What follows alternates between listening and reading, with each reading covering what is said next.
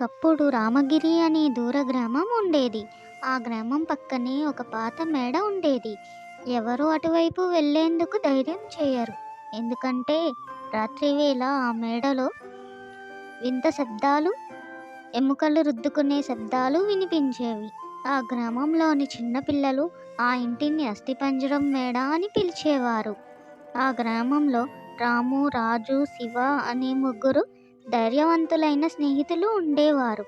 వాళ్ళు ఎప్పుడూ కొత్త కొత్త సాహసాలు చేస్తుండేవారు. ఒకరోజు వారు గ్రామంలోని పెద్దలు మాట్లాడుకుంటుంటే విన్నారు. అక్కడికి రాత్రి ఎవరూ వెళ్ళొద్దు, భూతం ఉంటుంది.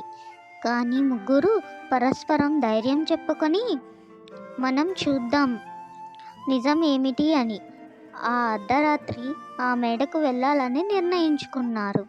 రాత్రి 12 గంటలకు చంద్రుడు మేఘాల వెనక దాక్కున్నాడు. ముగ్గురు చేతిల్లో కిరోసిన్ లాంతరు పట్టుకొని మేడలోకి అడుగుపెట్టారు.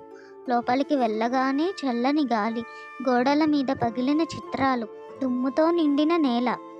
అప్పుడే ఒక వింత శబ్దం వినిపించింది.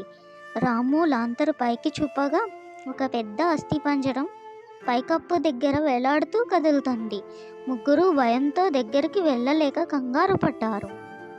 అస్థిపంజరం క్రమంగా నెమ్మదికి నేలపైకి దిగసాగింది. దాని ఖాళీ కళ్ళతో తేలికపాటి నీలి వెలుగు. అస్థిపంజరం మాట్లాడింది. అది దగ్గరికి వచ్చి ఒక్కసారిగా మాట మొదలుపెట్టింది. భయపడకండి పిల్లలు, నేను మీకు హాని చేయను. ముగ్గురు ఆశ్చర్యపోయారు. నేను ఈ ఇంటి పాత కోట రక్షకుడను. రాజును సంపదను కాపాడే కర్తవ్యం ఉంది. కానీ ఒకరోజు దొంగలు నన్ను చంపేశారు. నా బాధ ఇంకా తీరలేదు.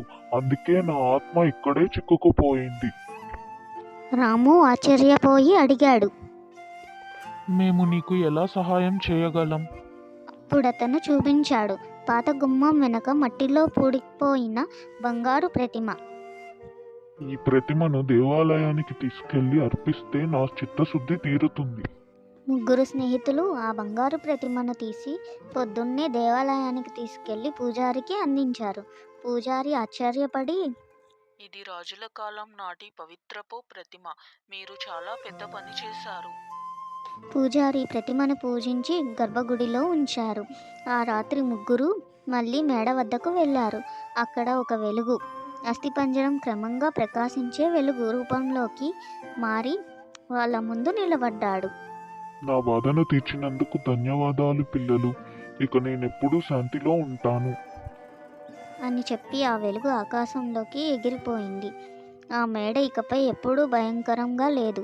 నీతి, ధైర్యం, దయ, నిజాయితీ ఉన్నప్పుడు ఎంత పెద్ద భయం ఉన్నా అది కూడా పరిష్కారం అవుతుంది. Thanks for watching. Please subscribe.